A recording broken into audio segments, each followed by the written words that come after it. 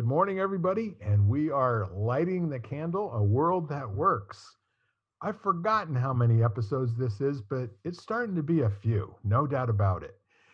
A lot of things happening in the world, and we just want to let you know that we get out of bed every single morning, we go through our routine, and when we remember, we're mindful about it.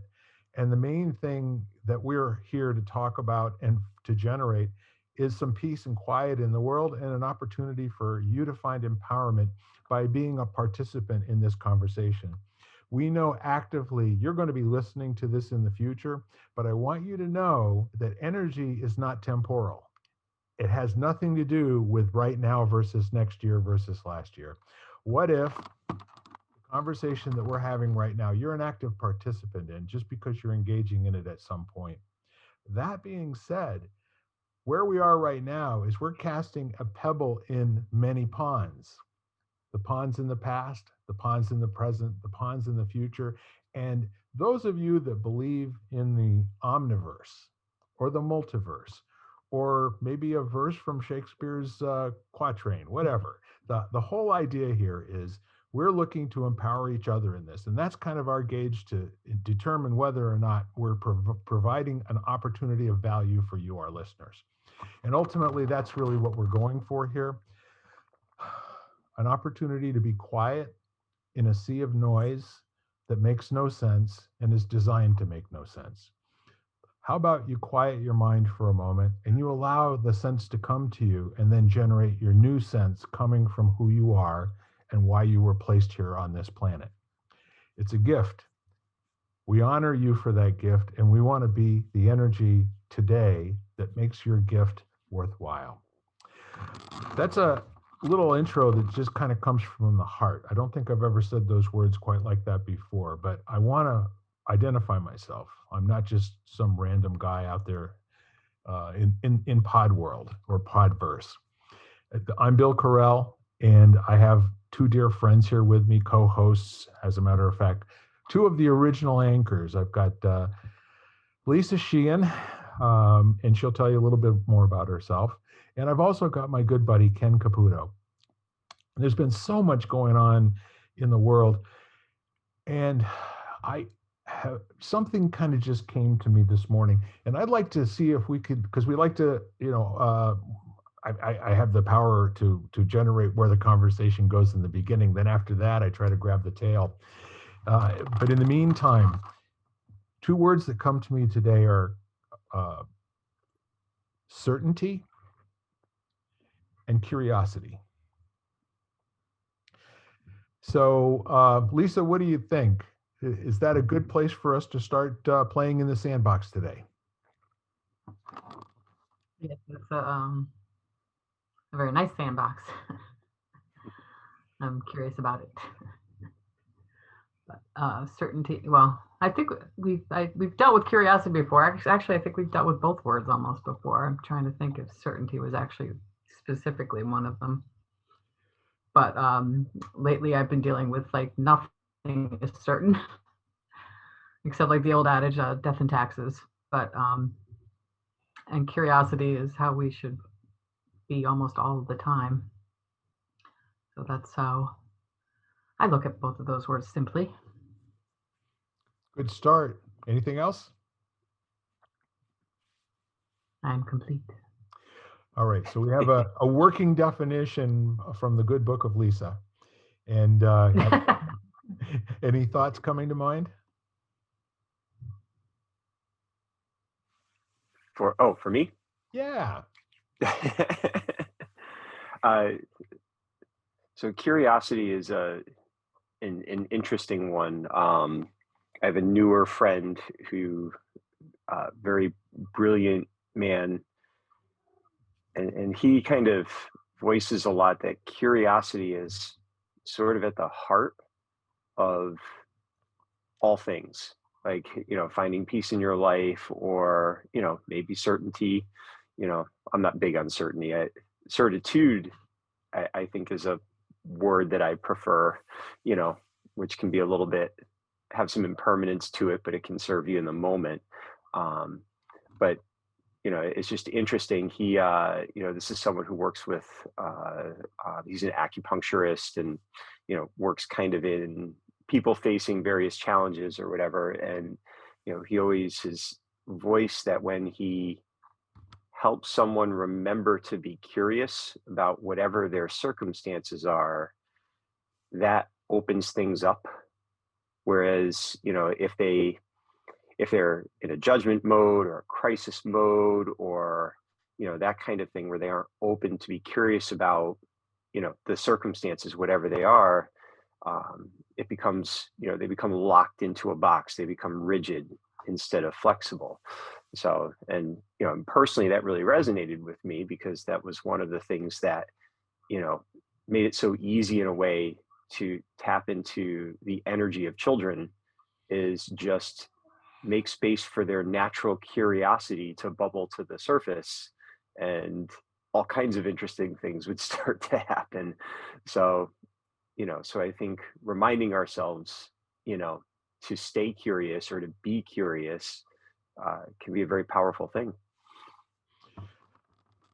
Excellent. And I offer this kind of model for your approval. The reason that these two words came up for me today was it had to do with a conversation of how people are both comfortable and uncomfortable with certainty. And I started thinking about what's underneath certainty. When people are certain and they're sure and all the rest of this, it almost seems like it's indistinguishable from your belief or your belief system. And as a result of that, it's going to always give you two alternatives of what comes next in your life, no matter what that is. It'll either turn out, well, maybe three, turn out good, turn out bad, or indifferent, make no difference at all. And the interesting part of that is what is driving your certainty and your belief system is everything that's happened in your life up until now. Distinguished, remembered, unremembered, undistinguished, they're all in this kind of soup of what all about this minute, like what's coming next. And the interesting part of that is that if we could summarize and distill that all down, let's say that certainty is that thing that that sometimes has been right, but mostly is not necessarily right. Oftentimes, that belief that and you're certain of is the one that hurts you, and that's the one that's wrong. Okay. Oftentimes and most people, by the way, I have this from a really good authority. I did some research on it, and I went to the corner and I talked to Jose, and Jose told me that most people operate from the standpoint of what is coming next is not good for us. It's mostly going to be bad. So let's get ready for that. And so, in terms of thinking about what you said, Ken, about children and how a childish openness to play and curiosity is little less colored, let's say, by having a very nice short life that doesn't have enough bad things in it for everything that could happen to always appear bad. I'm making my friend Jose right at the moment that, what if he is correct and most people seem to project that the next thing that's going to happen in their life isn't always going to be great. And so there's these strategies and techniques to replace a negative thought with a positive thought and all that. But what if we could just distinguish that all certainty is generated from a past, well-informed, poorly informed, made up, actually experienced, all that in a soup that you can't distinguish in a moment when you have to decide what to do next. And curiosity is this really cool, like unabashed dove that comes from the future. This dove is basically asking you a question. How do you like to try me on for size? What if you have no idea what's going to happen next? What kind of question would you come up with? And what kind of fun could you have coming up with that question if the question's coming from the future and not coming from the past? How do you like that platform?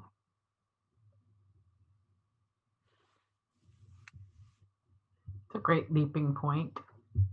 But I think curiosity can almost be applied to almost any, like, for instance, it being just Thanksgiving, and the terms grateful and gratitude being tossed around a lot, and to put to good use and contemplated. Yeah. But I was thinking, and then somebody stretched it out to be the great fullness of life, and that I've been curious to look at the great fullness of life in each moment. Like, if I'm stuck, I look at that moment and say, okay, wait a minute, I'm either enjoying a nice cup of coffee, or there's something that I can be grateful about in that moment. So, and it's kind of changed my perspective a little to be curious about each moment, and then to be curious about things that you just pass off as, because it's so automatic. Even movement. I was doing a little qigong this morning, and because she was so good at explaining what to pay attention to in your body and stuff like that, that kind of, we always talk about athleticism and that aspect of being in tune with your body, and or just saying to notice the movement, when normally just to lower your arms is automatic. You don't even think about it. But if you feel into it and say, okay, now let's relax your shoulder, relax your neck, relax every part of you. It's like something new I discovered just by being curious in that moment as to what I was doing. So, I mean, curiosity can be applied to every single second probably of your day. And I think that just helps expand and lets you be more basically grateful for each moment that you exist. It's really cool. What I love in what you're saying, Lisa, is when we find a strategy that works, we name it. And what if curiosity is coming from a different place than having a formula? What if curiosity isn't something that you apply, like a question that seems very similar in every circumstance? What if a fully expanded, fully developed, full muscled, let's say a 25-year 10th dan black belt in life, that at this point it's more or less bring it. I don't care what it is. Let's see what I'm made of, that kind of open curiosity. That's the mindset, I think, of a 2 or 3-year-old. Right.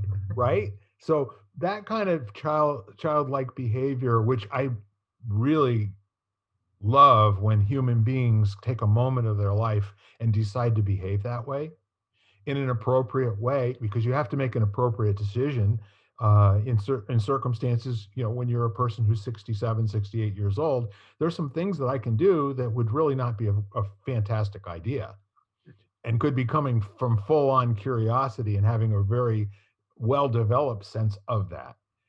And there would be some things that would make no sense along the way for me to be certain about either.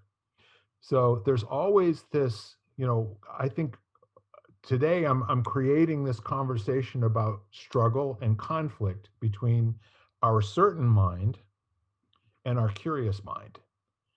Like, we have many different places that we can come from, many different ways to process the universe and our life and the next question. And then being mindful, as you were saying, Lisa, to take a look at every circumstance and find a different way to be curious about it. And again, what's really kind of fun about this whole inquiry, I don't know if it's this way for you, Lisa, but when I get into that kind of an investigation or inquiry, or really start getting into it, and I think I have a moment, it's an aha moment, 2 seconds later, I go, no, that ain't it. That's right. Yeah, you know what I mean? Have you experienced that?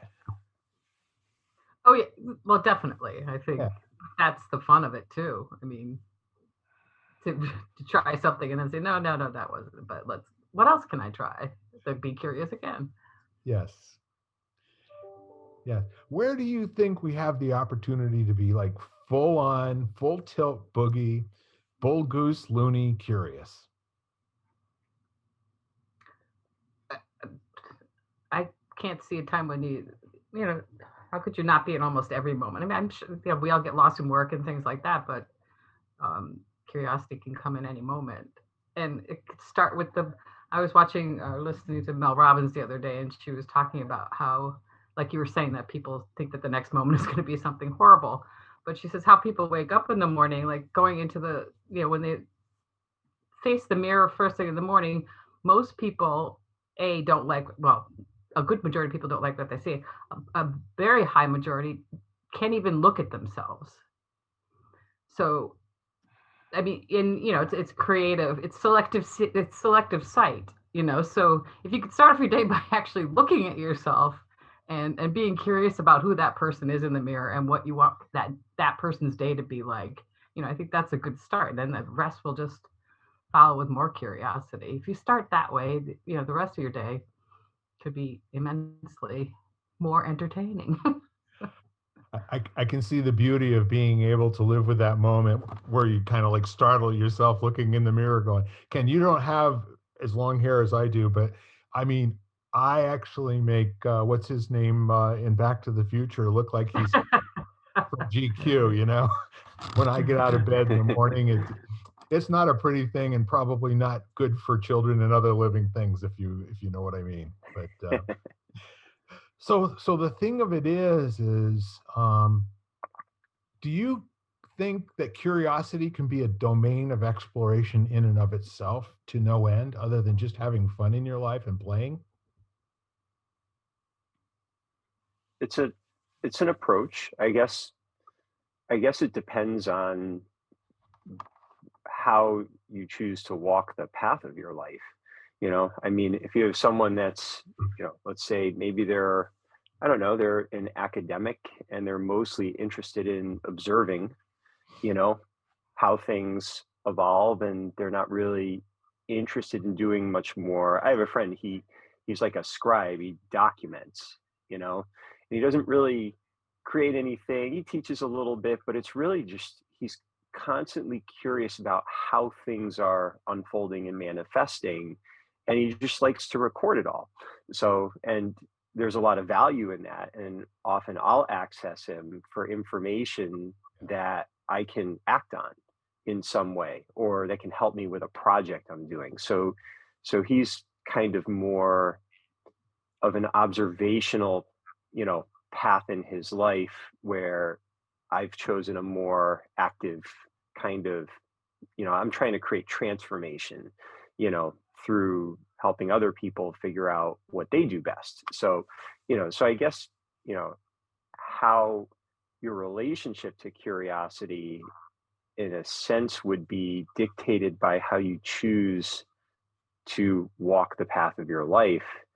But it's kind of funny. I mean, as we're talking about it, it's, we talk a lot about the learning spiral. And, learning spiral is, you become curious, you have an experience, you have the aha moment, then you recognize the value of just being curious now at a slightly higher level, because you've had some recognition, however impactful it is, that you can now leverage into the next thing. And the other thing that just struck me, just a couple of random thoughts from listening to Lisa, the I think our relationship with being curious and then having a concern about what comes next has always felt proportional to how comfortable we are with practicing in advance, and how skillful we believe we are at dealing with what comes up. So, so whether it's going to be good or bad, a lot of people are very lack skill at handling good things in their lives. It's like you hear about people who win the lottery and then like their life falls apart, and they just weren't skillful at handling good fortune. Other people are incredibly skillful at that. Other people are incredibly skillful at handling adversity and difficulties in their life. So, but it all comes from a willingness to learn and to find joy in practicing in advance for things that may or may not happen. Yeah, and I'm going to argue that all of that advanced preparation puts you more in the domain of certainty. that being able to have balance in our lives, we are trained in our culture that preparation, you know, uh, is it. I mean, in down times, you prepare for up times. You never know when the up times are going to come. So do the work and be prepared. I mean, that's a famous Tom Brady quote. Tom Brady, who got drafted in the sixth round, number what, 199 or whatever the heck it was. It might even have been a higher number than that, but whatever the heck it was, he got onto the Patriots because the Patriots needed a fourth backup quarterback. They got him for a song, and he was so brokenhearted, having gone through all of the training camps and all that sort of thing. He said, I am going to be prepared when the opportunity comes for me here. Drew Bledsoe gets injured. Tom steps in after a 4-game losing streak. They win the game. They win the next 9 games. Drew Bledsoe recovers. He comes back. Bill Belichick says, we're going with Tommy. Do you know how few Tom Brady's there are in the world? So the model for him is to create a very narrow focus. You probably can count on one hand, and it might be a 0, how many cigarettes he's ever smoked, however many glasses of beer, non-whole foods. He probably hasn't had a bag of potato chips since he was a small child. He made decisions about what to leave out of his life for one reason and what's one reason alone. His life showed him, as certain he was at Michigan, to go there and lead them, to the Orange Bowl, and and all of that, and to have winning seasons, that no matter how certain he was that he projected to be a great NFL quarterback, other people didn't see him that way. So now he had to do the things to prepare himself to be certain. So I told you a long story to come back around to that point again. And I wonder, in our lives, if we don't always take the high road in terms of finding our certainty, and that in many lives, what happens is it gets replaced by a substance, or it gets replaced by a bad habit, or it gets replaced by something that isn't necessarily good for us or good for those around us. And I always wonder, in those circumstances, if people replaced that, like some people would rather be certain that they're going to be miserable or take a chance that they're not. Do you know what I mean by that? Right. Mm-hmm. I'll take a breath for a minute. Just to breathe, or you want us to speak? I want to hear what your thoughts are. Oh, go ahead, Ken, because I'm gathering. Well, it's kind of interesting from an athletic perspective. Tom Brady's a good example. What they couldn't quantify was, really knowing, and maybe he couldn't even really know, the level of commitment that he would place on practicing.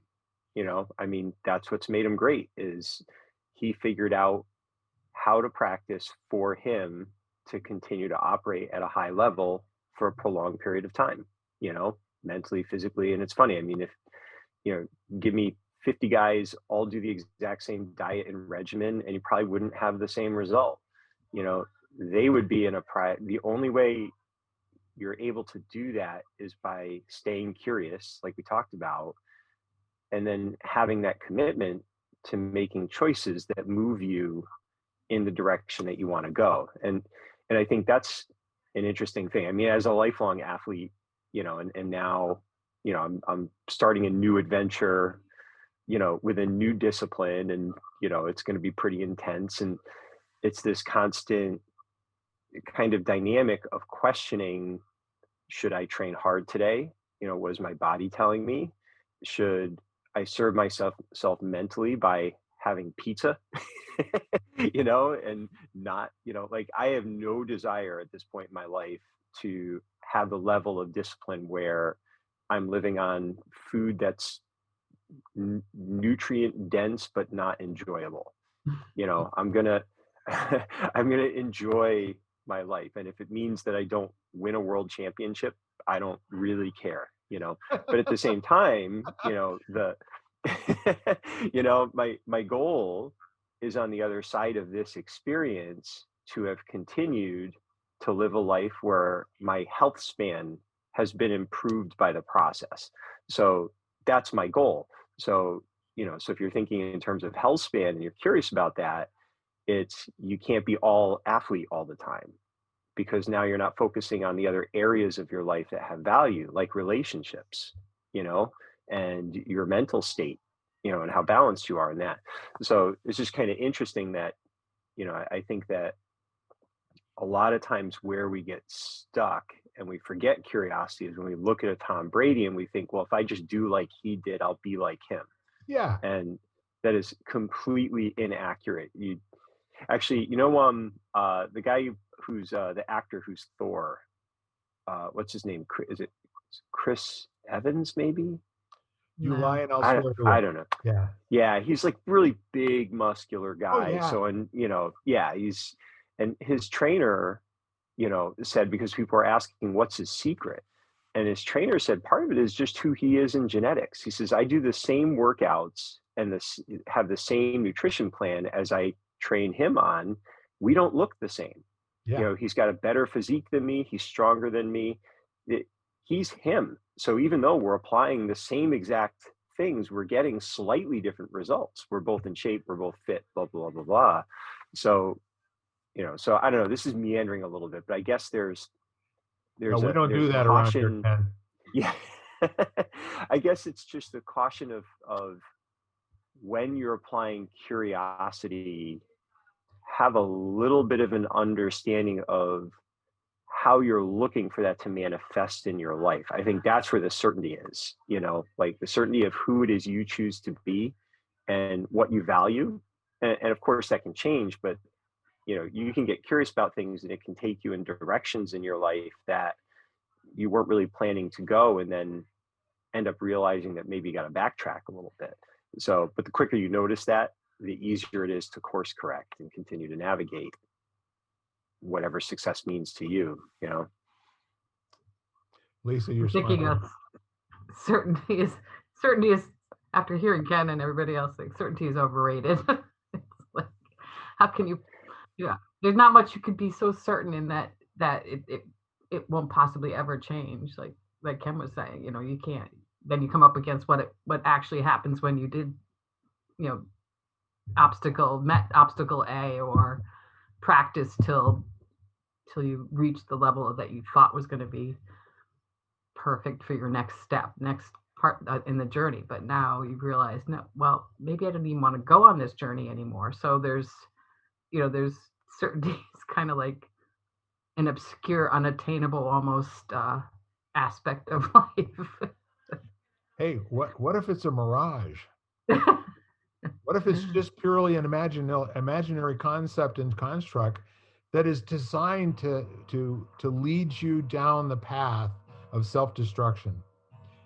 I want to say that the neat part about this is I started out my training in life with two parents that were barely out of high school when they met each other and fell in love. My dad was in the Air Force. My mom was still in high school. So they got together, and then over the next 9 years, they had 6 children. There was no certainty in their life. There was no curiosity in their life. No, it was just waking up every day and going back to work, you know, in the blood and guts physical world, and whatever that seemed to be there is the next thing. I mean, no training on how to, you know, think things through, no training in how to communicate with each other, you know, all the rest of that. So I want to say that for what do we got? 7.4 billion, make a number up. I would say probably all but about maybe a 500,000 people around the planet, they're all living that existence. Like my parents were raised, you know, I was born in the 1950s. Life was good. And they still struggled. And they Mhm. still didn't know. And they still were afraid. And they still had all these human emotions.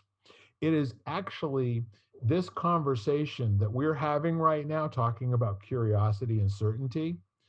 This right here this is the conversation of kings and queens. This is those who have the opportunity to stop and ask questions about what life is all about. This is rarefied air, in my opinion. There are so few people that get to take time out of their day or their week because they're scraping the ground or trying to carry water or feed their children. Right. I say it's the responsibility of us who are casting the pebbles and lighting the candles to explore the ways that we can bring this kind of, to bring the light to people who have no light in their life. And so, from that standpoint, the certainty that I would like to disrupt, the certainty and the future that I would like to disrupt would have to come from the future in a curious investigation as to how do we make this work? Where do we have to go? How do we involve maybe another 2 or 300,000 people? And folks, I'm making these numbers up. I think there are a lot of folks. Let's say the self-help industry is probably about $4 or $5 billion a year worldwide. There are a lot of people spending money to make themselves better year after year after year for the rest of their lives, right? So how do we take that like it's a done deal and now start to model that, as the creation that we are? The question that comes to my mind is, the earliest programming that I got where I might have something to say about what happens tomorrow and the next day was setting goals. Wow, what a cool thing to do. I went to school every day up until my 10th year, or 10th grade, with no particular endpoint in mind. And I was fortunate because I had a certain amount of, native intelligence. I was a quick learner and all that. However, when somebody said, and I'm going to distill it all down to 4 steps. The first one is do all of your thinking and ask your questions. And then the next one is decide. And then the next one is act. And then the next one is review. And we would now say in our vernacular, rinse and repeat.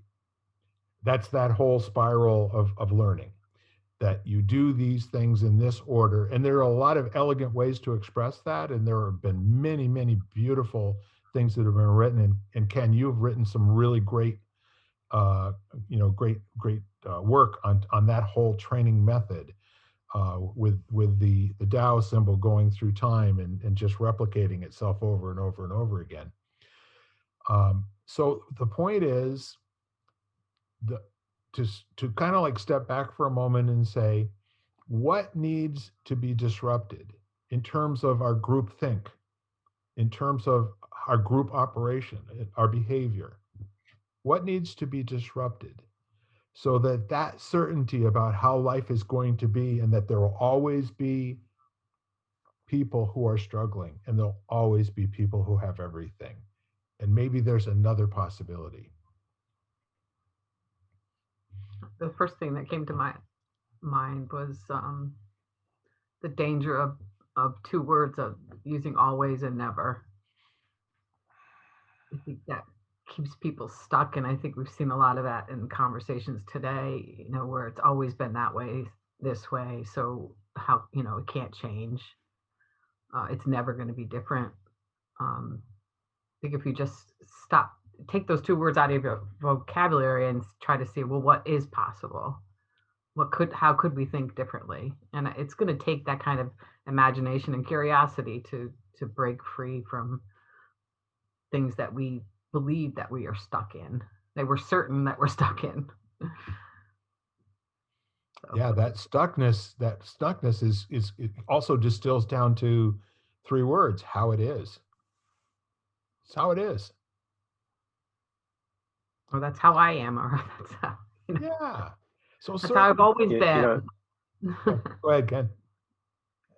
No, I was just thinking, Lisa, it's interesting, there's definitely absolutes cause a constriction and especially when you're feeling like you're in either or place, Right. instead of recognizing there's the possibility of a both and and one of the things that's helped me and people in my circle is kind of thinking that we're all on an ever-changing sliding scale, and sometimes our center of gravity, let's say, is more towards happiness, and other times it's more towards sadness. And it's just recognizing where you are and that someone else may be at a different place on that sliding scale, and tomorrow it can change. So like I've been feeling a little sad this week, because I'm experiencing a loss right now. So, and when, sometimes for some people, they want to change that for me out of a sense of empathy. And I'll say, you know what, right now, I'm in sadness. I'm okay hanging out in sadness. I'm grieving. So it's okay, but me being able to voice that, someone else may think, who are you to tell me to stop being sad? Or who are you to think what my sadness is like, right? They could take that as like, you know, kind of personally, instead of just being able to clearly communicate where they are and the fact that they're comfortable there. And throughout the days, it's been an interesting experience. I'm in sadness more often than I normally am, but then I also have spikes to happiness, you know, and then I'll go back. So it's a scale and there's no judgment on it. And it's not either sad or happy. It's, we do this also with I and we, especially as a team. I'll ask someone when they're struggling with, like something with, fellows at work. It's like, is your center of gravity more towards an I right now, where you're really thinking about yourself, or is it more towards the we, the team? And it's okay where you are. It's just sharing that reference base with us so we know where you're coming from. And as opposed to, well, don't be selfish if you're an I, or, well, sometimes you have to look out for number one because you're in we. See what I'm saying? Meet them where they are. And and I think that for a lot of us in communication, in conflict, we're we're not meeting someone where they are.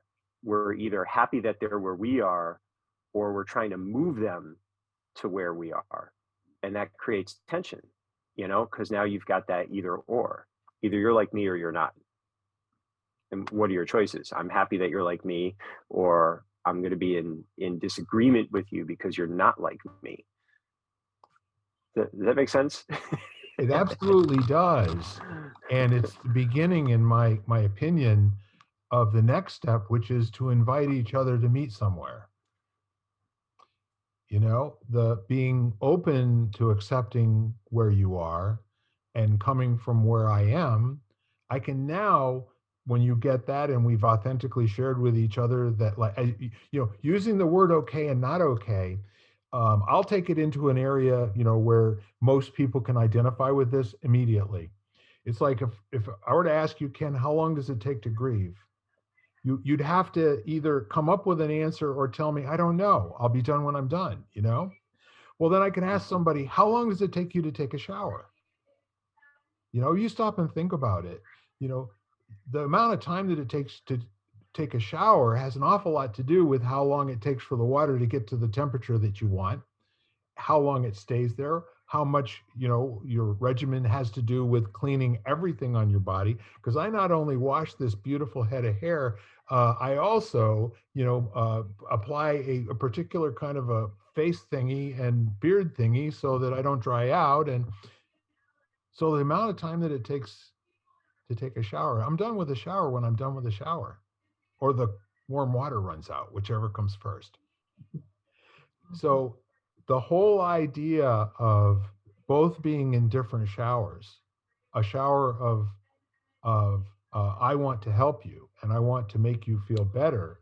Like, our major concern in life is to not have other people experience pain or sorrow or grief or hunger or all of these things. And yet they do. Can I give a slightly different perspective on that? 100%. I think that your relationship with those things determines your level of comfort with someone else experiencing them. I like it. Like, you know, fasting to me has taught me the value of hunger and the signals of hunger, and how to, you know, it's given me a very deep respect for food, and living in a country where I actually have access to food, and, you know, and reflecting on what I'm putting in and the value I'm receiving, all that stuff. So when someone else is hungry, I don't feel myself compelled to fix that. I'm more curious about what hunger feels like to them and their relationship to it. You know, and when someone's experiencing sadness and grief, you know, I find myself, I don't know, like, just again, it's curious. I mean, it's funny. It's that word. It's, what does that feel like to you? And, Right. you know, and it's so because I've developed a level of comfort with those things as just things, you know, it's like, I am not sadness. I experience sadness, but I'm not sadness. So someone else may be confused and think they're sadness, but they're not. So I don't want to feed into that. You know, I want to just recognize that they're experiencing sadness and be supportive, whatever that means. You know, does that make sense? Yes. Yeah, yes, and your mileage may vary. Oh God, yeah. Yeah, So absolutely. this is where the curiosity takes away the formula. The Right. formula may ask you to be in a place where you are designing your empathy around the person that you're with and what that person is communicating to and from you, as opposed to, we all know this person that comes around and goes, I understand, this must be terribly hard for you, and you know, I just want you to know that no matter what's going on in your life right now, you're going to be okay at some point in the future, and all you have to do is just start thinking about yourself and honoring those great, whatever it is, that whole conversation, which has a lot more uh, to do with making the person who is giving something feel good about the fact that they're giving something, as opposed to, do you need me to cry with you on the floor? Do you need me to hug you so long that you want to push me away? What do you need? What can I be for you right now? How can I break myself up to give you those pieces of me that you actually need right this minute? Can you even imagine what this world would look like if we all walked around doing that for each other and then walked away whole and complete with no loss, only a newly created sense of empowerment, whether it made any difference for that person or not, but to give them an opportunity to express to you in a moment and really think it over from that place of despair and that place of loss and that place of grief. You know, I don't know what I need right now. I just know it hurts. You know, and sometimes just hearing that and allowing somebody to express themselves authentically in a world where we don't get to do that all that often, to be that space for somebody, like, holy cow. It's interesting. There's a Buddhist term for that. It's bodhicitta.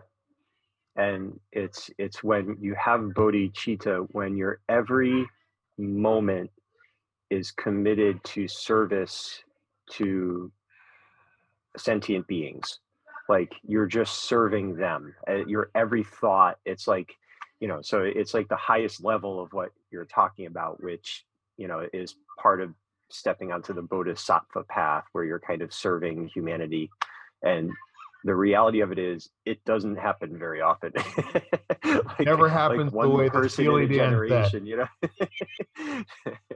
So, but I always found it an interesting concept, because it felt like, you know, I vividly remember an interview with the Dalai Lama where someone asked if he was enlightened, and he looked back and smiled and said, "Not at the moment," you know.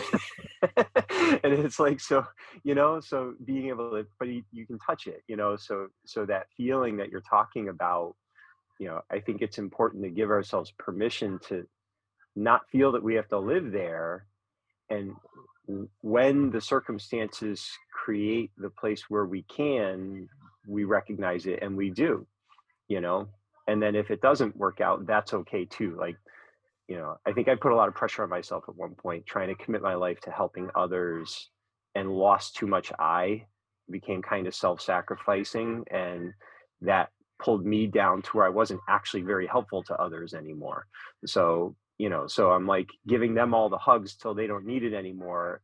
And I'm depleting myself in the process. So there's like, this dynamic we have to be aware of. And again, I think we're back to curiosity, because you have to be curious about how all these things are coming together. And is there a feeling of balance in that moment, knowing that you could apply it all again an hour later and get a different result that's not balanced? Yes.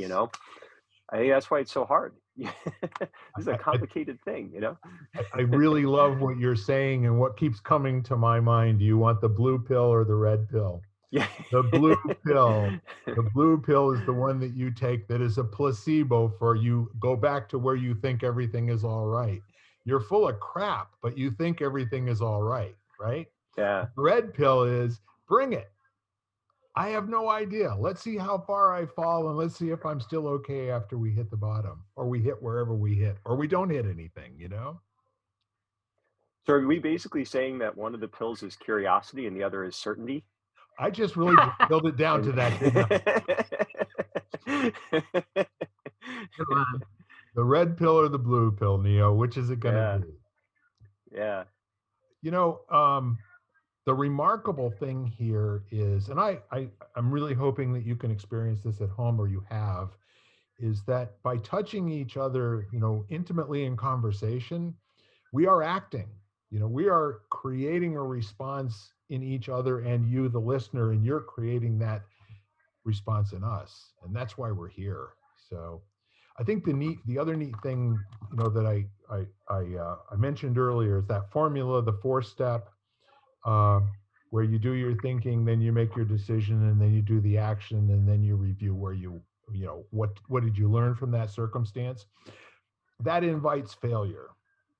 That invites really completely crashing the certainty model and bringing up the hypothesis model. I wonder if I do this, this, and this, it'll turn out that way. And our culture, in my opinion, conditions us too much to expect a result. A particular this is what's going to happen. If you put A and B together, you're going to get C. And if you don't get C, you wasted your time doing the A and B, putting them together, as opposed to the scientist who basically says, I'm going to put A and B together and see what happens with C, D, F, G, H, I, J, K. Let's see what comes out the other end. And now let's change the amount of A and the amount of B, and let's see what that does. And now let's change the amount. Let's leave the B out. Let's just do A, And so that's the curiosity, that if we trained our culture to behave in that fashion in an appropriate adult way, what kind of problems do you think we could not resolve together? So I read I don't remember what book it was, but they were talking about there are two types of thinkers. Yes.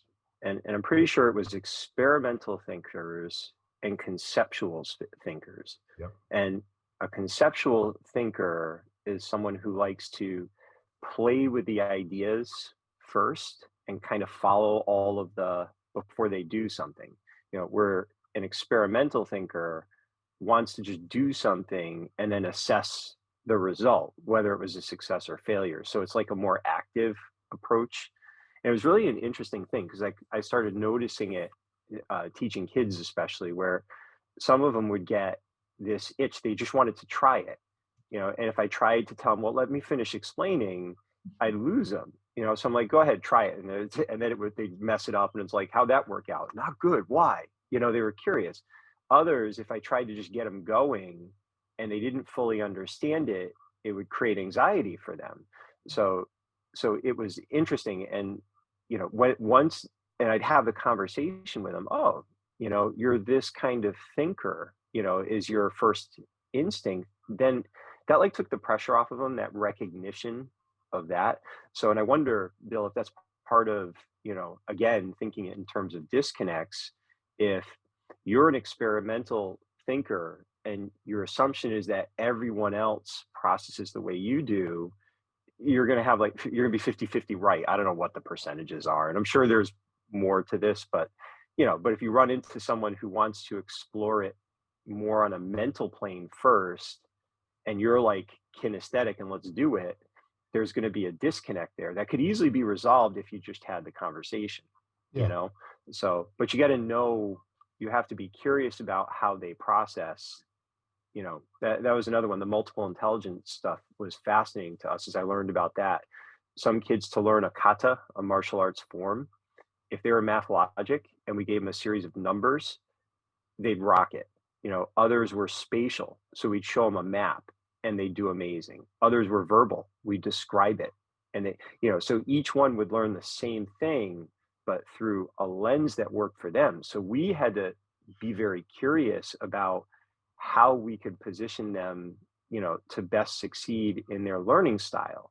And they could use other ones, but it was always interesting to see what worked best. Some of them, put music on, and all of a sudden they got better. Yeah. It was just fascinating. So, but it couldn't be about, I'm the teacher, you need the discipline, to learn, because if you were more like me, you'd be okay. It was, no, they're not like me. And how can I be skillful in helping them tap into their own unique potential through their own unique style of learning, Yeah. Yeah, I'll tell you what, I mean, kind of feeding off of that energy, number one, let me just acknowledge that is the epitome of meeting people where they are. The whole idea of redesigning the message so that it is actually listenable and understandable by the receiver. And it just kind of leads me to a thought. I had a beautiful breakfast this morning with a lovely young lady who's in college. And the neat part of it is we talked a little bit about her experience in education, and she's got this terrific, well-rounded experience of having gone to 3 grammar schools in this general vicinity. One was North Wyndham, and the other one was someplace else, and then in Coventry. And what she had to say was the North Wyndham experience was quite different for 2 reasons. The population mix in terms of ethnicity and number of people speaking Spanish was much greater there. Also, the resources, they didn't know it while they were going to school, but the resources were older. The resources were not up to date. They didn't have all of the things, and you have to go and experience it someplace else. So she said, when she got to Coventry, which was, I think, 5th and 6th grade, she'd had these other 2 experiences in in the other 2 schools, and when she got there, it was kind of remarkable to her. And I asked her, I said, well, how was it being a Spanish speaking person going to Coventry? She said, I don't think there were more than 3 or 4 other students, in the whole school, that have my background. And I said, well, what was that like for you? She said, well, I was popular. I said, really? She said, yeah, I spoke Spanish. And so all the kids wanted to be my partner in Spanish class, right? So, and then I asked her, I said, so what else was different? And she said, new. Everything was new, Yeah. the school, the books, the teachers, they were all teaching from a different place. There was a lot less focus on teaching cultural diversity than there had been in North Wyndham School. And she didn't say that like, there was a value judgment there. She said just the content of the day. And as they talked about it, and I said, well, what else did you notice? And she said, there were a lot more kids, at that school, the first one, when I was in kindergarten through 2nd grade, that didn't have anything. I mean, their families, they had a lot of family issues. They had a lot of poverty and all the rest of that. And I said, well, what about Coventry? And she said, well, not so much. And I said, well, did you have any judgments? And she said something like, I want more kids to experience what it's like, in the Coventry school system. Hmm. I let that sink in for a minute. And the really important part and the takeaway for me was, um, when we are training and teaching our children, what are we training and teaching them? Are we coming from the certainty that their future is going to look a particular way and we have to prepare them that way? Or are we coming from curiosity and let's find out what works for them and where they want to go if we expose them to a lot of different opportunities? That's two things. It could be thousands of others.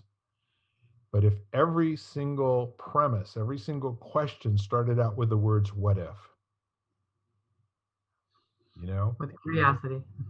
Yeah. And so certainty, I'm going to say this because certainty is going to get a bad rap by my saying so. But what if certainty is the language of resignation? Here's how it is. I know what the future looks like. It either looks good or it looks bad, but it looks this shape of good. It doesn't look like wide open good. It doesn't look like I can do anything, and the world is my oyster. And what if curiosity is the? I mean, these are two. Uh, let's say they're both modes of operation, where certainty is the mode of resignation and curiosity is the mode of possibility, where curiosity has everything to do with I don't know. And certainty is I'm pretty sure. And what does life look like if we can train ourselves to notice when we're operating in one mode or the other, and then have a gear that we can shift so we can choose where we want to operate? I think that if you just stop and say, anytime you think you're certain about something, you're like, are you certain about this? And then, well, not really. So what's the other? What are the possibilities outside of that? I mean, it would be hard to do every single moment, but it's kind of it could be that important in people's lives to just say, wait a minute, Yeah. I'm certain of that. No, wait, let me take a look at that for a minute and Yes. get curious about what else it could. What are the possibilities? What even if it's just one other possibility, it's not a certainty then. Yeah, I think that it is it feels important to remember, like quite a few years ago I had a conversation with someone who could not understand my choice to be an entrepreneur because of the lack of certainty. And and he had a job with benefits and 401k and all the things, and he's like, I just don't understand how you can do that. 2 years later he got laid off. And it was gone. And and I remember it was really interesting because you know we were talking about what that experience was like, and it didn't take him long to find another job very similar to what his other job was, that again gave him a feeling of certainty. So, and I think that there are a lot of people, I saw this with parents as their approach to whether they wanted their kids to be curious. Some people would much rather do everything they can to maintain a feeling of certainty, even if it's an illusion, rather than embrace uncertainty, that requires curiosity. So, they want to map out their child's life in a way that they believe will allow their child to be successful. And they're very uncomfortable with their child exploring, being curious about things that don't match that paradigm that they have, Yeah. you know? So, so we have to recognize, I think it's important to recognize that some people, they're not interested in this conversation. They're not interested in being curious. And they can live a very fulfilling life with that illusion of certainty that may never be broken. They may live their whole life having things go pretty much as planned, and there'll be the ups and downs, but overall, it will work for them. So that's okay. So, so it's just kind of an interesting thing, I guess. There's kind of an interesting truism that I run into very frequently when I'm talking to people who are up to something and are looking to, as I like to say, set the world on fire in a good way. And it's like this whole notion that kids grow up and their life is going to pretty much operate within one standard deviation, statistically, of their parents and what their parents were able to produce in the world. And so there are people that break that curve and they really do great things in terms of, like, Elon Musk, who knows where he started, but I don't care where he started. Even if he came from a rich family, there was no way to project that he'd be the richest man on the planet at any point in the future. And he may hold on to that for a minute or two. And a lot of that's going to have to do with how his business is valued by the rest of the people who put money in it and take it out. But the really key thing for me in that whole um, equation, in terms of thinking of my own personal experience, the certainty that I traded away in working for other people by the time I was 35 years old was, I am totally open to being uncertain about what happens next. And I'm willing to lose it all.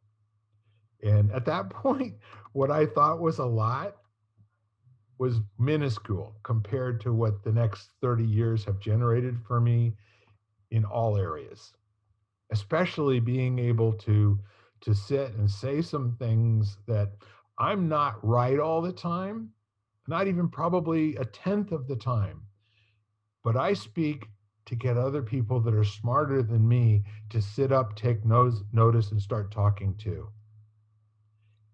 And that's what my little bit of experience on this planet empowers me to do with folks. And that is to ask questions that other people's thinking will generate solutions.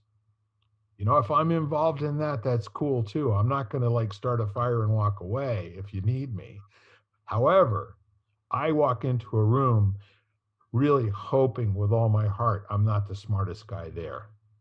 And if I am, I go find another place to play in a hurry. And that's my formula for creating uncertainty in terms of, who cares? Really? At the end of the day, they're going to throw dirt in our face. So why don't we just go have a little bit of fun with each other between now and then? Definitely. Yeah.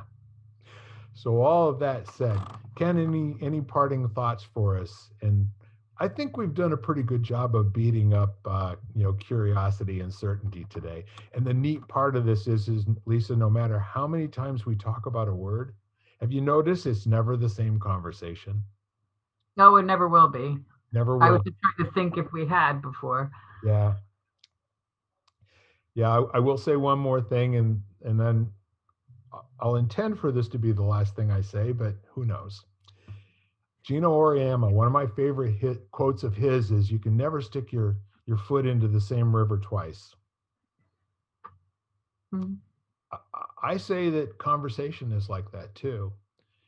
And then one other guy that I have a lot of respect for, I was a devout scientific thought, science fiction reader, Arthur C. Clarke. Any sufficiently advanced technology is indistinguishable from magic. Yep. I'd say bring on the magic.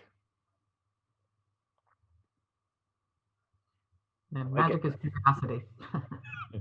Say again? Magic is curiosity. Holy mackerel. A guy named Disney made something happen with that, didn't he? A little bit. Ken? I'm good. I think it was a great conversation. All right, ladies and gentlemen, the rest of us that are out there in the world today, go forth, have the best day ever. And as a dear friend of Ken and mine used to say, do the best that you can just for today. Just for now, do the best that you can. And with that closing, I want to wish you all a very wonderful rest of the day, a rest of the week, and we will see you again a week from now. Namaste, y'all. Namaste. Bye-bye. You've been been listening to Lighting the Candle, a world that works, part of the Exvadio Podcast Network. You can catch us each week, as well as the rest of the network, at exvadio.com/podcasts, as well as the Apple Podcasts app, Google Podcasts, Spotify, iHeartRadio, Stitcher, Audible, Amazon Music, and wherever you find podcasts.